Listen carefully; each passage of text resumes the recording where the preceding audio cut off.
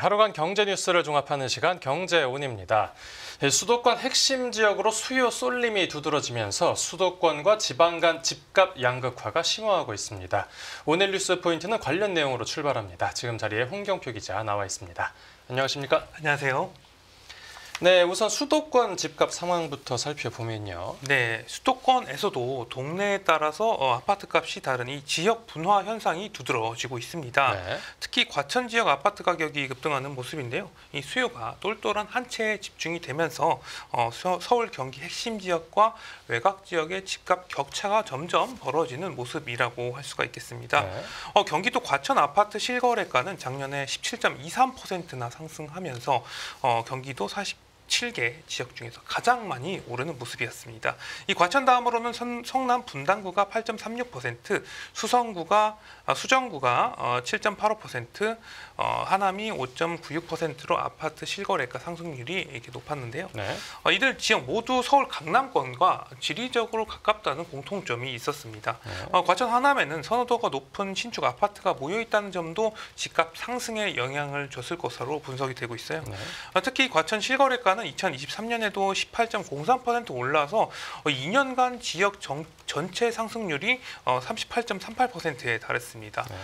또 수도권에서는 작년 부천 원미구와 안양 동안구, 수원 구리 등도 4%대 상승률을 보였습니다. 경기도 전체 상승률은 1.85%, 인천은 2.43%였고요. 네, 수도권이 이렇게 전반적으로 네. 올랐어도 상대적으로 일부 약세를 보이는 곳도 있었겠죠. 맞습니다. 경기 내에서도 외곽에 안성 아파트 실거래가 같은 경우는 작년에 5.42% 하락했습니다. 네네. 평택은 5.38% 떨어졌는데요. 이천과 포천, 용인, 처인구 등 아파트 값도 약세였습니다. 네. 작년에 이천 안성 등지에서는 미분양이 늘면서 기존 아파트 매매 가격이 영향을 받은 것으로 보이고요. 이천은 작년 8월부터 7개월 연속 미분양 관리 지역으로도 지정된 상태입니다. 네, 그 수도권 중에서도 이제 네. 서울만 따로 빼서 보면 이 서울 집값 상황은 어땠습니까? 서울 아파트 실거래 가격을 보면은 작년에 8.02% 올랐습니다. 그래도 역시 지역마다 온도차가 있었는데요. 네. 작년에 서초구 아파트 실거래가가 12.44%나 상승하는 동안 도봉구는 1.09% 오르는 데 그친 것입니다. 예. 서울에서는 강남 3구와 일명 마용성 아파트 실거래가만 눈에 띄는 상승률을 나타냈습니다. 네. 이 서초 다음으로 성동이 10.98%의 상승률을 보였고요. 강남이 10.66%, 마포가 9.88%, 송파가 9.34%, 광진이 9.33%로 뒤를 이었습니다. 네. 반면에 이 금천, 노원, 관악, 은평, 구로 등은 실거래가 상승률이 서울 평균보다 많이 낮았습니다. 시장에서는 이 전세가율이 낮아서 서울 외곽 지역에서 적은 돈으로 갭 투자를 할 여건이 되지 않는 상황에서 출퇴근이 편한 핵심 지역과 이제 강남의 상급지 갈아타기 수요가 몰리면서 지역별 차별화가 뚜렷해진 것으로 보이고요. 네, 이렇게 수도권 집값이 이제 대부분 오를 때 지방 집값은 이제 전반적으로 내렸고요. 맞습니다. 작년에 전국 아파트 실거래 가격을 보면은 1.44% 올랐는데요. 네.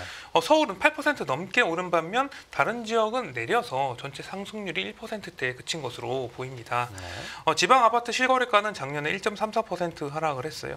17개 시도 중에서는 세종 하락폭이 3.71%로 가장 컸고요. 네. 광주가 3.53% 하락했고 대구가 2.99%, 제주가 1.9% 하락하면서 그 뒤를 이었습니다. 네, 알겠습니다. 네, 부동산 시장 분위기 살펴봤고 다음 뉴스 보겠습니다.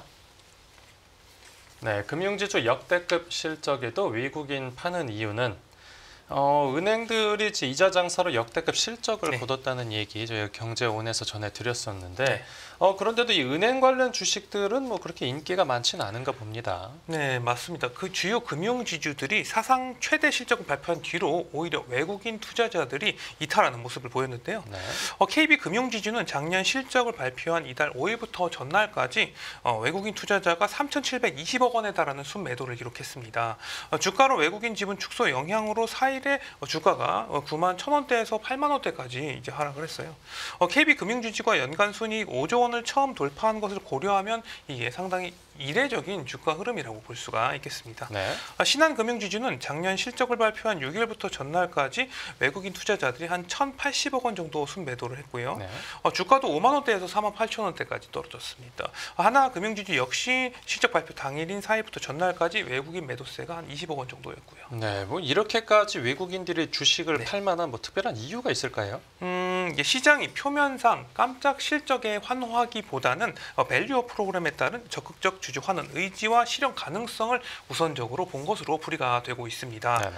KB국민은행을 보면은 이제 앞서 보통주 자본 비율 13에서 13.5%가 넘는 잉여 자본을 이제 주주들에게 환원하겠다 이렇게 약속을 했었는데 작년 말 비율이 13.51%로 1년 전보다 0.08%포인트 하락을 해서 주주 환원 여력이 크지 않은 것으로 평가받고 있습니다. 예. 이 보통주 자본 비율이라는 것은 은행의 건전성 지표라고 할 수 있는데요. 이 높을수록 재무 건전성이 양호하다고 볼 수가 있겠습니다.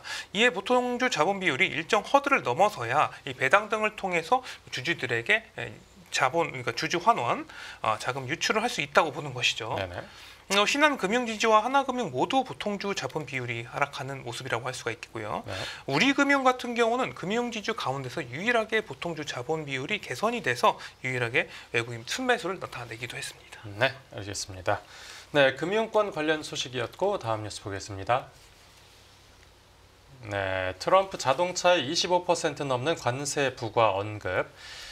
지금까지 나온 관세들만 해도 뭐 충분히 차고 넘치어 보이는데 지금 미국이 또 추가 관세 카드를 준비하고 있나 봅니다. 네, 트럼프 미국 대통령이 이번에도 상당히 센 관세 발언을 내놨습니다. 네. 트럼프 대통령은 기자회견에서 자동차 관세 수준에 대해서 뭐 4월 2일에 이야기할 건데 한 25% 정도 될 거다.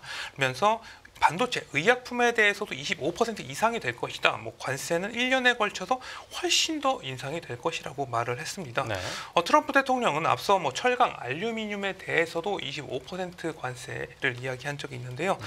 뭐 자동차, 반도체, 의약품 분야에서도 비슷한 관세율을 적용하면서 이 관세 전쟁 전선을 확대하겠다는 의지를 표명한 것으로 볼 수가 있겠습니다. 네. 트럼프 대통령은 세계에서 가장 큰 기업들 일부가 자신에게 연락을 해왔다면서 반도체와 자동차 관련 기업들이 향후 수주 안에 미국 투자와 관련된 발표를 할 것이라고 또 말하기도 했습니다. 네. 또 트럼프 대통령은 우리는 기업들에게 미국에 투자로 들어올 시간을 주고 싶다. 그들이 미국으로 와서 여기에 공장을 세우면 관세가 없기 때문에 우리는 그들에게 기회를 주고 싶다. 뭐 이렇게 말하기도 했습니다. 네.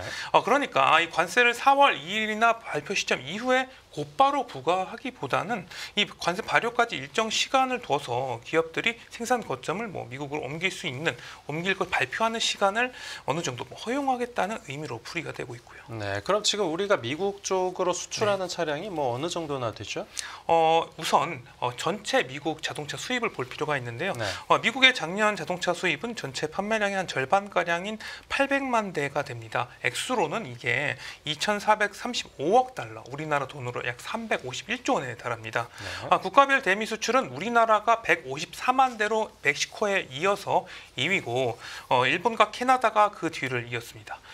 지금 우리나라 같은 경우는 대미 수출 품목 1위가 자동차예요. 현대차, 기아라던가 한국 GM의 미국 수입 수출량은 각각 97만 대와 41만 대 가량입니다. 네. 그동안 우리나라 같은 경우는 FTA에 의해서 이 관세 없이 자동차를 수출을 해왔지만 트럼프 대통령은 동맹이나 FTA 체결국에도 예외를 두지 않겠다고 공언했기 때문에 안심할 수는 없는 상황이다 이렇게 볼 수가 있겠습니다. 네.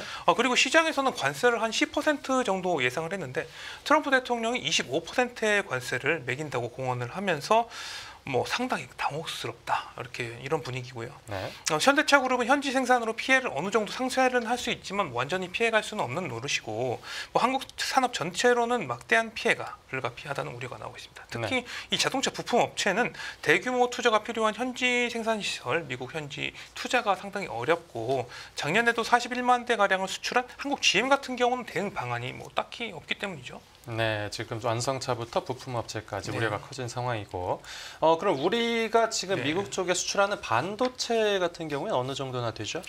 일단 자동차와 마찬가지로 반도체 자체에도 관세가 현재는 없습니다. 네. WTO의 어떤 정보 기술 협정에 따라서 회원국 간 무관세를 적용을 하고 있는 상황이라고 볼 수가 있겠는데요. 네. 작년 기준 반도체는 우리나라의 대미 수출 3위 품목입니다. 대미 수출액은 한 15조 원 정도 되고요. 전체 반도체 수출 중에서 미국이 차지하는 비중은 7.5% 정도니까 실제로 관세가 부과된다고 해도 자동차만큼 타격이 크지는 않을 것으로 예상이 되고는 있습니다. 네. 하지만 트럼프 대통령은 FTA도 상관없이 관세를 지금 부과를 하려고 하기 때문에 안심할 수는 없는 상황이라고 볼 수가 있겠고요. 네. 또 반도체는 조립, 가공 등의 이유로 대만 등 다른 국가를 거쳐서 미국에 수출되는 경우가 많기 때문에 이게 관세 부과 기준과 범위에 따라서 직간접적인 영향이 달라질 수도 있는 상황입니다. 네. 그래서 실제로 반도체 관세가 부과될지도 좀 지켜봐야 될 것 같습니다. 네, 알겠습니다. 네, 이어서 다음 뉴스 보겠습니다. 네, 경영난 인텔, TSMC, 브로드컴 인수설의 주가 급등. 네, 이 새벽 미국 증시에서 인텔 주가가 크게 올랐는데 무슨 일이 있었던 거죠? 네, 인텔 주가가 간밤에 전 거래일보다 16.06% 급등한 27.39달러의 거래를 마쳤는데요. 예. 이게 종가 기준 작년 8월 1일 이후에 가장 높은 수준입니다. 네. 이날 상승폭은 2020년 3월 이후에 5년 만에 가장 큰 폭이다. 이렇게 볼 수가 있겠습니다. 네. 그리고 올해 들어서 상승폭도 작년 말과 비교해서 35%로 확대가 됐습니다. 이번 급등은 대만 TSMC와 미국 반도체 기업 브로드컴이 각각 인텔의 일부 사업 부분 지분을 인수하는 방안을 검토하고 있다는 이런 소식이 전해진 이후에 이제 급등을 했어요. 네. 블룸버그는 TSMC가 트럼프 행정부의 요청에 따라서 인텔 공장의 지분을 인수해 운영하는 방안을 검토하고 있다고 보도했습니다. 예. 또 대만 매체는 TSMC가 인텔의 파운드리 서비스 부문 주식 20%를 인수할 가능성이 있다고도 전했고요. 네. 월스트리트 저널은 브로드컴도 인텔의 칩 설계 및 마케팅 사업 부문 인수에 관심을 갖고 있고 자문단과 비공식적으로 입찰을 논의했다 이렇게 보도하기도 했습니다. 일제 미디어에서 인텔을 쪼개서 팔 수 있다는 보도가 계속해서 나오자 시장에서 상당히 이를 긍정적으로 평가를 했습니다. 인텔 제품과 파운드리를 분리하는 것이 기업 가치가 올라가는 길이라고 본 것이죠. 네네. 그럼 실제로 네. 인텔이 그렇게 인수될 가능성은 얼마나 볼 수 있죠? 시장에서는 브로드컴이 인텔 인수를 실현할 수 있을지 의구심을 갖고 있다면서도 여전히 가능성을 완전히 배제하지는 않고 있습니다. 네. 브로드컴이 인텔의 칩 설계 및 마케팅 사업 부문을 인수하기 위해서는 작년에만 130억 달러의 손실을 기록한 이 파운드리 부문을 인수할 파트너를 찾아야 되는데요. 그리고 TSMC가 후보로 거론이 되고 있지만 이게 실제로 이루어질지도 또 계속 지켜봐야 될 것 같습니다. 네. 그리고 이 인수를 위해서는 중국의 판단이 또 필요할 수 있는데 중국이 쉽게 미국 반도체 기업을 도울리는 또 만무하죠. 여기에 이제 브로드컴은 최근 AI 열풍을 타고 시장의 주목을 받았었는데 네. 인텔 칩 설계를 인수할 경우 AI 매출 비중이 줄어들 수도 있을 것으로 보입니다.